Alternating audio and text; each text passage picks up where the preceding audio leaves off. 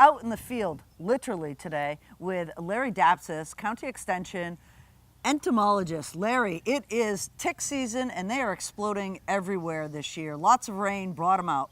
Well, tick season actually started January 1st and it's going to go till December 31st and pick up again January 1st. But you're right, with all the rain that we've had recently, that just creates the environmental conditions that ticks can be in places you wouldn't normally find them, and they're active for longer periods of time.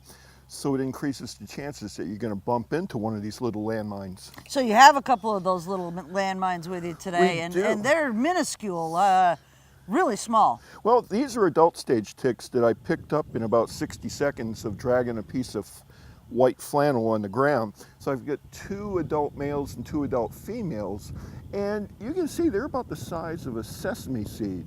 Right. But we're in a transition stage right now because what's about to start coming out are the nymph stage of this tick. Oh my gosh, you can't really even see them. They're extremely small, like a grain of sand. They're the size of a poppy seed, and they'll be with us about now until early August. And the significance of this is that it's so small, it can elude a tick check. So this stage is responsible for 85% of all tick-borne diseases. So those little things bite. They do. They have 8 legs, an attitude, and can put you on your behind in a heartbeat. Wow.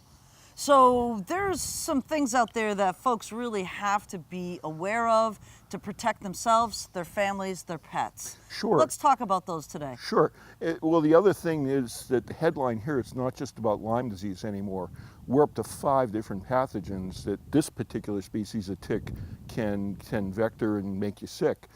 And last year in our surveillance work, we found 13% of the ticks on Cape Cod were co-infected, meaning they're carrying 2, 3, or even 4 pathogens. And those are some of those real scary big words, powassan and Babesiosis, right? yeah, all of them.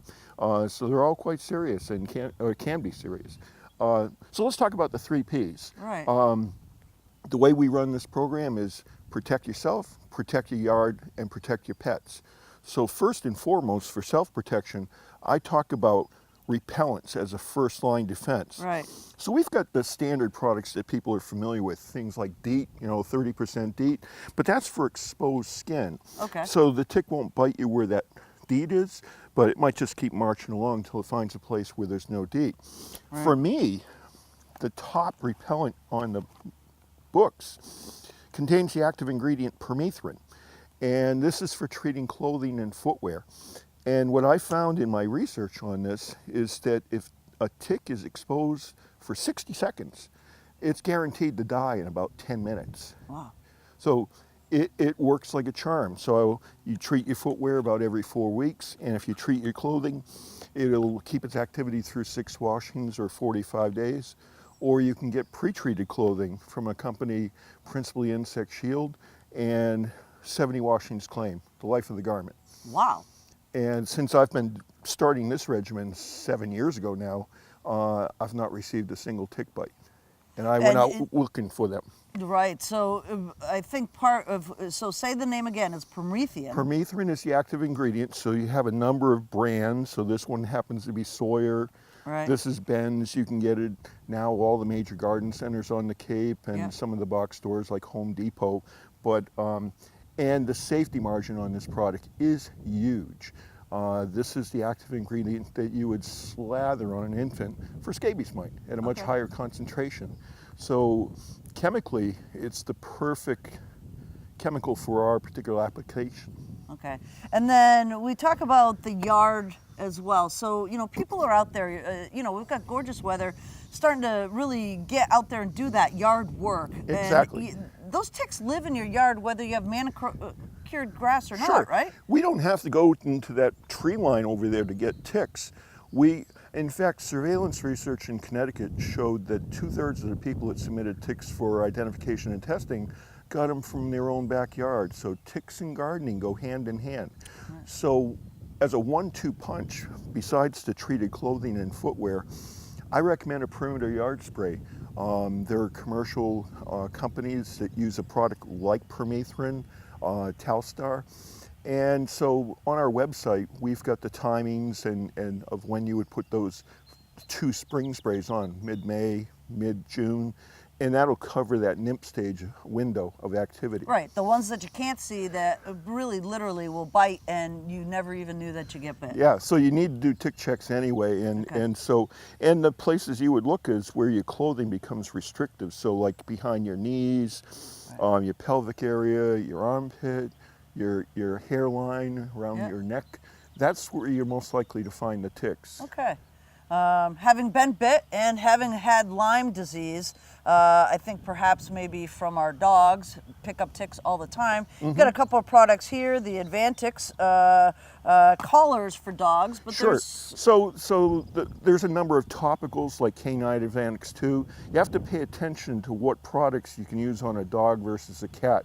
This Okay. one you cannot use on cats. They're sensitive to permethrin. But the monthly topicals, some people find they get old after a while. Did I do it? Do I feel like doing it? And a company came out with a collar a few years ago called Seresto with an S. You put that on your animal, you get 8 months of continuous flea and tick control. So the pets are covered, in fact, in some ways better than people because there's a vaccine available for dogs for Lyme disease. correct. Yep. Absolutely, and I think what a lot of people don't understand is that, you know, even if you think it's just a dog tick, they're picking up these little nymph things you don't even see Sure. on their fur and on their skin. So, you know, if you're snuggling with them on the couch or something like that, Yep. you really have to be aware that you need a product on them that's going to kill them in that small stage as well. Exactly, and if the tick falls off the animal for whatever reason, once that happens, it's going to die fairly shortly because ambient humidity inside a house isn't that high. Right.